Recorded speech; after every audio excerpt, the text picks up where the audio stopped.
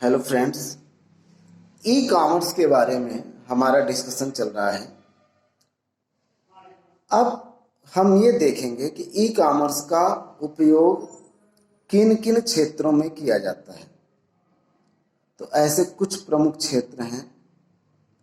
Number 1, electronic fund transfer. वर्तमान में आप लोग देख रहे होंगे कि डिजिटल पेमेंट को बढ़ावा दिया जा रहा है, क्योंकि यह सबसे सुरक्षित, सबसे आसान होता है, सबसे ज़्यादा प्रमाणित होता है और किसी भी स्थान पर इसे आसानी से किया जा सकता है। तो यह ई कॉमर्स का इसमें सबसे महत्वपूर्ण योगदान है इलेक्ट्रॉनिक फंड ट्रांसफर में। दूसरा होता है सप्लाई चेन मैनेजमेंट। पहले वस्तुओं की या सेवाओं की सप्लाई करने के लिए एक चैन बनाया जाता है, एक सिस्टम होता है जिसमें एक व्यक्ति दूसरे व्यक्ति से, दूसरा तीसरे व्यक्ति से, इस तरीके से अलग अलग शहरों के अलग अलग व्यक्ति आपस में एक दूसरे से इंटरकनेक्टेड होते हैं।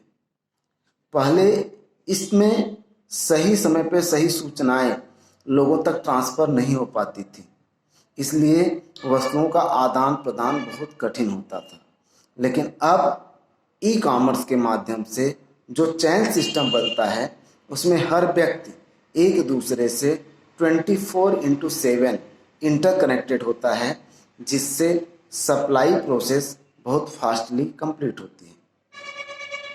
तीसरी चीज़ होती है ई मार्केटिंग।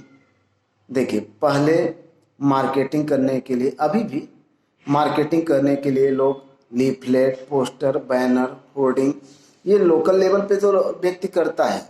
लेकिन यदि आप अपने प्रोडक्ट को ग्लोबल कई क्षेत्रों में, अलग अलग क्षेत्रों में प्रमोट करना चाहते हैं, सेल करना चाहते हैं, तो उसके लिए आपको ऑनलाइन प्लेटफॉर्म का उपयोग करना ही होगा।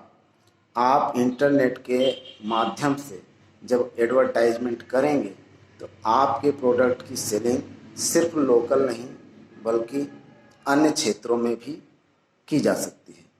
तो वह कहलाता है ई मार्केटिंग।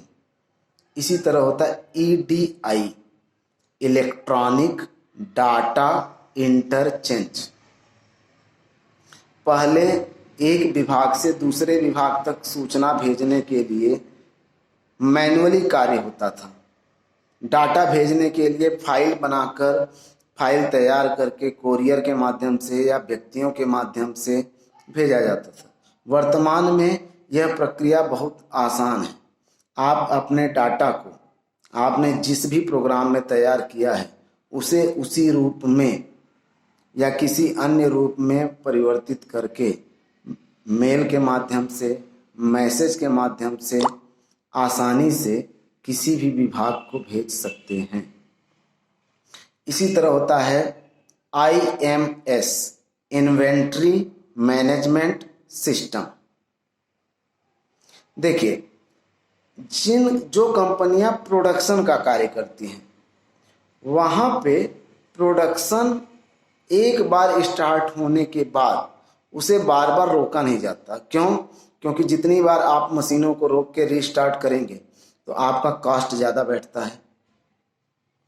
तो इसलिए प्रोडक्शन स्टार्ट होने के बाद सबसे ज़्यादा जरूरी चीज़ होती है कि सही समय पर मटेरियल की उपलब्धता।